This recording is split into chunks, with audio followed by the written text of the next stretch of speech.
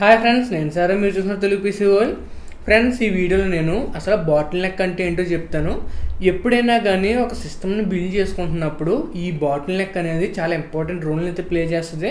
ఒకవేళ మీరు ఏదైనా ఒక స్పెసిఫిక్ రిక్వైర్మెంట్ కోసం మీరు కనుక ఒక పీసీ తీసుకుంటున్నారు అనుకోండి, అప్పుడు ఈ బాటిల్ నెక్స్ గురించి మీరు కంపల్సరీగా తెలుసుకుని మీరు మీ పీసీని అయితే బిల్డ్ చేసుకోవాల్సి ఉంటుంది.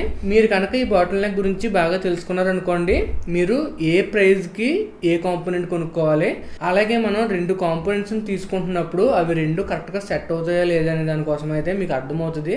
బేసిక్గా మీరు బాటిల్ నెక్ గురించి తెలుసుకున్నారనుకోండి, దీనివల్ల మీకు బెనిఫిట్ ఏంటంటే మనకి ఏదైతే మన రిక్వైర్మెంట్ ఉంటుందో ఆ రిక్వైర్మెంట్ని బట్టి ఒక పర్ఫెక్ట్ పీసీని అయితే తయారు చేసుకోవచ్చు. ఎప్పుడైనా కానీ మీకు బాటిల్ నెక్ గురించి తెలియాలంటే ఫస్ట్ ఆ ప్రాసెసర్ కానీ, మదర్ బోర్డ్ కానీ, లేకపోతే ర్యామ్ కానీ ఇలా కాంపోనెంట్స్ ఏమైతే ఉన్నాయో ఈ కాంపోనెంట్స్ ఏం పని చేస్తాయి దాని గురించి అయితే తెలియాల్సి ఉంటుంది. నేను మరీ ఇన్డెప్త్ చెప్పను, బట్ మీకు పైన మాత్రమే అర్థమయ్యేలాగా చెప్తాను, వినండి. ఎప్పుడైనా కానీ ప్రాసెసర్ చూసుకున్నారనుకోండి, ప్రాసెసర్ అనేది హార్ట్ అన్నమాట. మన కంప్యూటర్లో ఏ పని చేయాలన్నా కూడా మనకి ఆ ప్రాసెస్ చేసి పెడుతూ ఉంటుంది.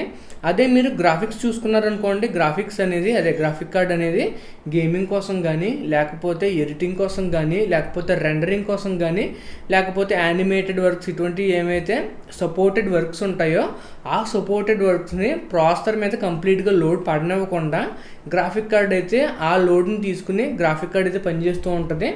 అదే మనం ర్యామ్ని చూసుకున్నాం అనుకోండి, ర్యామ్ ఎప్పుడైనా కానీ ప్రాసెసర్ ఏదైతే ఉంటుందో ఆ ప్రాసెసర్ కావాల్సిన ఇన్ఫర్మేషన్ ఎక్కువసేపు వెయిట్ చేయకుండా ఉండడం కోసం, అలాగే ఫాస్ట్గా అందించడం కోసం ర్యామ్ అయితే యూజ్ అవుతూ ఉంటుంది. అదే మనం ఎస్ఎస్డి కానీ హార్డ్ డిస్క్ కానీ చూసుకున్నాం అనుకోండి, మనం ఏదైతే వర్క్ చేస్తున్నామో, ఏదైతే మనకు ఆపరేటింగ్ సిస్టమ్ వర్క్ అవుతుందో, లేకపోతే ఏదైతే మనకి అప్లికేషన్స్ వర్క్ అవుతున్నాయో ఈ అప్లికేషన్ సంబంధించిన డేటా అంతా కూడా మనకి హార్డ్ డిస్క్లో కానీ ఎస్ఎస్డిలో కానీ ఉంటుంది. కాబట్టి ఆ ఇన్ఫర్మేషన్ ఏదైనా కావాల్సినప్పుడు ఆ ఇన్ఫర్మేషన్ మొత్తం కూడా మనకి హార్డ్ డిస్క్ నుంచి కానీ, ఎస్ఎస్డి నుంచి కానీ ర్యామ్ దగ్గరికి వస్తుంది. ఆ తర్వాత ర్యామ్ దగ్గర నుంచి మనకి ప్రాసెసర్ దగ్గరికి వచ్చి ఆ ఇన్ఫర్మేషన్ మొత్తం కూడా ఎగ్జిక్యూట్ అయితే అవుతుంది. సో ఇంకా మనకి రిమైనింగ్ కాంపోనెంట్స్ కూడా ఉంటాయి. ఎస్ఎంపిఎస్ ఇవన్నీ కూడా మీకు అంత బాటిల్ నెక్స్ని అయితే కాస్ట్ చేయవు. మీరు సరైన ఎస్ఎంపిఎస్ కట్ట తీసుకున్నట్లయితే డైరెక్ట్గా మీ సిస్టమ్ ఆగిపోతుంది తప్పితే మనకు కంప్లీట్గా సిస్టమ్ వర్క్ చేస్తూ ఉండి మనకి ఏదైతే పర్ఫార్మెన్స్ ఉంటుందో ఆ పర్ఫార్మెన్స్ అయితే తగ్గకుండా ఉండదన్నమాట ఎస్ఎంపిఎస్ వల్ల. సో బేసిక్గా మనకి అసలు బాటిల్ నెక్ అంటే ఏంటంటే, ఒకవేళ మీరు ఒక సిస్టమ్ తీసుకుంటున్నప్పుడు ఆ సిస్టంలో ఒక్క కాంపోనెంట్ యొక్క పర్ఫార్మెన్స్ అనేది మరొక కాంపోనెంట్ యొక్క పర్ఫార్మెన్స్కి సమానంగా లేదనుకోండి, అటువంటప్పుడు మనం ఒక బాటిల్ నెక్ అనేది ఫేస్ చేస్తాం.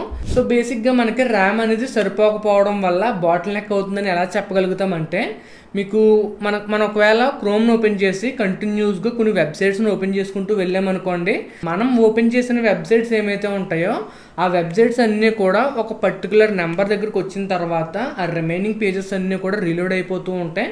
సో బేసిక్గా దీన్నే మనం బాటిల్ నెక్ అనేది అనుకోవచ్చు. ఎందుకు బాటిల్ నెక్ అవుతుందంటే, ఫర్ ఎగ్జాంపుల్ మీ ప్రాసెసర్ ఉందనుకోండి, మీ ప్రాసెసర్ మనకి ఒకవేళ పవర్ఫుల్ ప్రాసెసర్ అయినట్లయితే మనం ఎక్కువ ట్యాబ్స్ ఓపెన్ చేయడం వల్ల ప్రాసెసర్ మీద పెద్దగా లోడ్ అయితే పెరగదు. బట్ మనం ఓపెన్ చేసే ప్రతి క్రోమ్ ట్యాబ్కి అట్లీస్ట్ ఒక 100 MB 200 MB లేకపోతే 300 MB మనం ఓపెన్ చేసిన వెబ్సైట్ని బట్టి ర్యామ్ కన్జంప్షన్ అయితే పెరుగుతూ ఉంటుంది. ఫర్ ఎగ్జాంపుల్ మనకి విండోస్ 10 ఆపరేటింగ్ సిస్టమ్ రన్ చేయడం కోసం ఒక 4 GB ర్యామ్ ఖచ్చితంగా కావాలనుకోండి, ఆ 4 GB ర్యామ్ అనేది ఆపరేటింగ్ సిస్టమ్ రన్ అవుతుంది ఉండిపోతుంది. ఇలా ఈ 8 GBలో 4 GB దానికి పోగా ఇంకొక 4 GB అయితే ఉంటుంది. ఆ 4 GBకి ఎన్ని ట్యాబ్స్ అయితే ఓపెన్ అవుతాయో అన్ని ట్యాబ్స్ మనకి ర్యామ్లో ఉంటాయి. అంటే ట్యాబ్స్ నుంచి చేంజ్ అయినప్పుడు మనకి ఆ పేజ్ అనేది రీలోడ్ అయితే అవ్వదు. సో అలా కాకుండా ఆ కెపాసిటీకి మించి ఎక్కువ ట్యాబ్స్ ఓపెన్ చేసామనుకోండి, అప్పుడు మనకి ఆ క్రోమ్ ట్యాబ్స్ అనేవి ఏదైతే పేజెస్ ఉంటాయో అవి రీలోడ్ అయితే అవుతూ ఉంటాయి. మీకు ఎగ్జాంపుల్తో చెప్పాలంటే, ఫర్ ఎగ్జాంపుల్ మనకి ఆ 4 GB ర్యామ్కి ఒక 15 పేజెస్ ఓపెన్ అవుతున్నాయి అనుకోండి, మనం 16th పేజ్ని కూడా ఓపెన్ చేసినట్లయితే 16th పేజ్ నార్మల్గానే లోడ్ అయిపోతుంది. మీరు ఫస్ట్ పేజ్కి వచ్చినట్లయితే ఫస్ట్ పేజ్ అనేది రీలోడ్ అవుతుంది.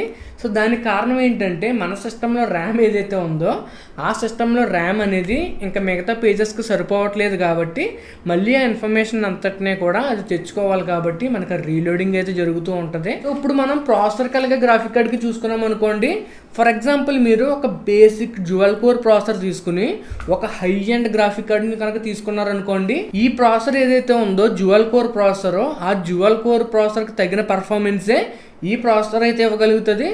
అదే మనం గ్రాఫిక్ కార్డ్ చూసుకున్నాం అనుకోండి, గ్రాఫిక్ కార్డ్ ఇంకా చాలా పవర్ఫుల్ గ్రాఫిక్ కార్డ్ కాబట్టి ఈ ప్రాసెసర్ మనకి కంప్లీట్గా యూటిలైజ్ అయిపోతూ 100%కి వెళ్ళిపోతుంది. అదే మనం గ్రాఫిక్ కార్డ్ చూసుకున్నాం అనుకోండి, గ్రాఫిక్ కార్డ్ అనేది మనకి ఇంకా చాలా పవర్ఫుల్ అవడం వల్ల దీని యొక్క లోడ్ అనేది కేవలం మనకి ఒక 10% లేదా 15% ఉంటూ ఉంటుంది. సో ఇలాగ మనం సరైన కాంపోనెంట్స్ని సెలెక్ట్ చేసుకోకపోవడం వల్ల మనం ఫేస్ చేసి దాన్నే బాటిల్ నెక్ అనేది అంటారు.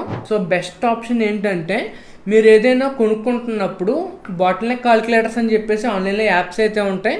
సో ఆన్లైన్ యాప్ని యూజ్ చేసుకుని మీరు చెక్ చేసుకున్నా పర్వాలేదు, లేకపోతే కొంచెం రివ్యూస్ని చూడండి. ఎప్పుడైనా కానీ మీరు రివ్యూస్ని చూస్తేనే మీకు ఏ పీసీ కాంపోనెంట్ ఎంత పర్ఫార్మెన్స్ ఇస్తుంది, అంతేకాకుండా ఈ పీసీ పర్టికులర్ పీసీ కాంపోనెంట్ ఏదైతే ఉందో దానికి మనం ఎటువంటి గ్రాఫిక్ కార్డ్ని పేర్ చేయాలి, లేకపోతే ఎటువంటి ర్యామ్ని పేర్ చేసినట్లయితే మనకు మంచి పర్ఫార్మెన్స్ వస్తుంది, లేకపోతే దానికి ఎటువంటి ఎస్ఎంపిఎస్ యూజ్ చేసినట్లయితే మనకి ఎటువంటి ప్రాబ్లం లేకుండా మన పీసీ రన్ అవుతుంది. ఇటువంటి విషయాలన్నీ కూడా మీకు క్లియర్గా అయితే తెలుస్తాయి. సో ఇది ఫ్రెండ్స్ ఈరోజు వీడియో అయితే మీకు నచ్చింది అనుకుంటున్నాను. నచ్చితే కనుక లైక్ చేయండి, షేర్ చేయండి, సబ్స్క్రైబ్ చేసుకోండి. నేను సారామ్ సైనింగ్ ఆఫ్ గైస్, బాయ్.